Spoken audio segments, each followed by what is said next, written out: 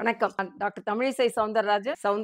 நான் அடிக்கடி சொல்வதுண்டு. என் பெயரில் மட்டுமல்ல, என் உயிரிலும் இருப்பது சௌந்தரராஜன். ஆக அவங்க சிறுநீரக மருத்துவர். மிக பிரபலமானவர்கள். மிக பிஸியான டாக்டர். நான் மருத்துவர் தான். ஆனா மருத்துவ தொழில் செய்யாத ஒரு மருத்துவர், அரசியல்வாதி. ஆனாலும் அவர்கள் முழுமையாக நோயாளிகளை பார்க்கிறார்கள். நான் எனது அரசியல் வேலையை முழுமையாக பார்க்கிறேன். ஆனாலும் எந்தவித பிரச்சனையும் இல்லாமல் எங்களது வேலைகளை நாங்கள் முழுமையாக பார்த்துக் கொள்கிறோம். இது எப்படி சாத்தியம் என்பதை நாம் பலர் உணர வேண்டும். ஏனென்றால் நானே பல நேரம் பார்த்திருக்கிறேன். ஆபீஸ்ல வேலை செய்யற அம்மா குழந்தை எதுவும் கேட்கணும் டென்ஷன் டென்ஷன் டென்ஷன் வருவாங்க. நான் அடிக்கடி சொல்வதுண்டு. வீட்டுக்குள்ள வரும்போது என்னோட கிரீடத்தை கழட்டி அங்க வச்சுட்டு நான் ஒரு அம்மாவா தான் வீட்டுக்குள்ள வருவேன். ஒரு மனைவியா தான் வீட்டுக்குள்ள வருவேன். அப்பதான் வாழ்க்கை இல்லத்தரசியா இருந்தா தான் நாட்டுக்கு அரசியா இருக்க முடியும். அதனால அந்த நேர நிர்ணயம் எப்படி நாம் நம்மை ஒருவரை ஒருவர் பகிர்ந்து கொள்றோம் அப்படின்றதான் மிக முக்கியம். இதுதான் என்னோட வாழ்க்கையின் மந்திரம். அது டாக்டர் சௌந்தரராஜன் அவர்களும் ஏன்னா அவங்க நோயாளிகளை பார்க்கறதுல எந்த விதத்திலும் தவறுது கிடையாது. அதே மாதிரி எங்களோட நிகழ்ச்சியை தான் கூப்பிட்டு அதுக்கும் வருவதில் தவறுவது கிடையாது. ஆக ஒரு முழுமையான ஒரு மகிழ்ச்சியை அவர்கள் பகிர்ந்து கொள்கிறார்கள். அதே நேரத்தில் நோயாளிகளுக்கும் அவர்கள் தனது கடமையை ஆற்றுகிறார்கள். அது எப்படி அவங்க நேரத்தை நிர்ணயம் செய்யறோம், எப்படி 2 பேருமே பிஸியா இருந்தா கூட மகிழ்ச்சியா இருக்க முடியும்ன்றதுக்கு அவங்க ஒரு கருத்தை சொல்லுவாங்க. அவங்க சொன்னாங்க மந்திரம் அப்படின்னு சொன்னாங்க. மூல மந்திரமே எனக்கு தமிழிசை தான். சில பேருக்கு வீட்டுக்காரர் பேரை சொன்னாதான் மனைவி பேர் தெரியும். சில பேருக்கு மனைவியின் பேரை சொன்னாதான் வீட்டுக்காரர் பேரை தெரியும். அந்த மாதிரி எனக்கு அவங்களுடைய கணவர் அப்படின்னு சொல்லிக்கிறதுல ரொம்ப பெருமை மட்டும் இல்லை. திருமண ஆனதுலேருந்து நாங்கள் எங்களுடைய மன வாழ்க்கை இனிதாக சென்று கொண்டிருப்பதன் ரகசியமே ஒருவரை புரிந்து வைத்து கொண்டிருப்பது தான். நான் அவங்களுடைய ஆர்வத்துக்கும் நேரத்துக்கும் திறமைக்கும் குறுக்கு நிற்க மாட்டேன். அதே மாதிரி என்னுடைய நேரத்துக்கும் அவங்க குறுக்கு நிற்க மாட்டாங்க.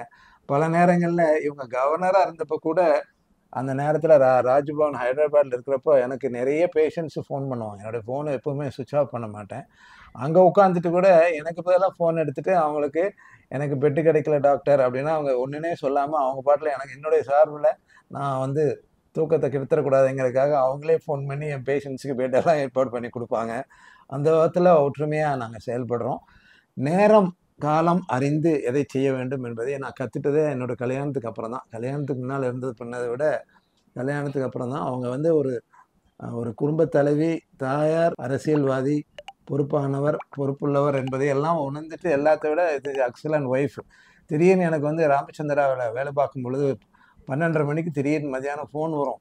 எங்கன்னா அவங்க டெல்லியில் பிஜேபியோட எக்ஸிக்யூட்டிவ் கமிட்டி மீட்டிங் போயிருப்பாங்க. அங்கேருந்து ஃபோன் வரும். என்னென்னா என்ன கார் இன்னும் போகலை, குழந்தைக்கு இன்னும் சாப்பாடு போகலையா அப்படின்னு கேட்பாங்க. அங்கே உட்காந்துட்டு கேமராவிலே பார்த்துட்டு அந்த பிஸியான நேரத்துலையும் உட்காந்து குடும்பத்தை கவனிச்சுக்குவாங்க. நேராக காலம் அறிந்து நேரத்தை எப்படி செலவிடுவது அப்படின்னு சொல்லி அவங்ககிட்ட தான் கற்றுக்கணும். நாங்கள்லாம் தூங்கின பிற்பாடு 10:30லேருந்து 1:30 வரைக்கும் உட்காந்து தான் அவங்க எழுதுறது, படிக்கிறது, அன்னைக்கு செய்தித்தாள், உலக செய்திகள், அன்றாட செய்திகள் எல்லாத்தையும் பார்த்துக்கிறது.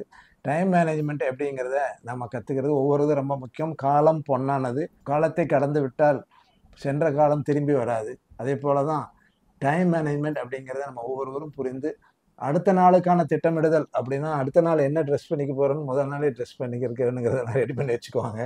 அதே மாதிரி அடுத்த நாள் என்ன ப்ரோக்ராம் அப்படிங்கிறத மறக்காமல் இருக்கிறதுக்கு ஒரு போர்டில் எழுதி வீட்டில் அவங்க அப்பா காலத்துலேருந்து நான் பார்த்த பழக்கம். அந்த வீட்டில் வாசலில் ஒரு போர்டில் வீட்டுக்குள்ளேயே ஒரு கரும்பலகை இருக்கும். அதில் அடுத்த நாள் ப்ரோக்ராமெல்லாம் எழுதி வச்சுருப்பாங்க. அந்த மாதிரி ஒவ்வொரு நிமிடத்தையும் காலத்தையும் கணித்து பொறுப்பாக செலவிடுவது நமக்கு ரொம்ப ரொம்ப முக்கியம். கடந்த காலத்தை திரும்ப பெற முடியாது. வரப்போகிற காலத்தை முன்னமே திட்டமிடுவது தான் டைம் மேனேஜோட ஒரு பெரிய ரகசியம். நன்றி, வணக்கம். திட்டமிட்டால் மகிழ்ச்சியாக வாழலாம். திட்டு வாங்காமல் மகிழ்ச்சியாக வாழலாம். நன்றி, வணக்கம். வணக்கம்.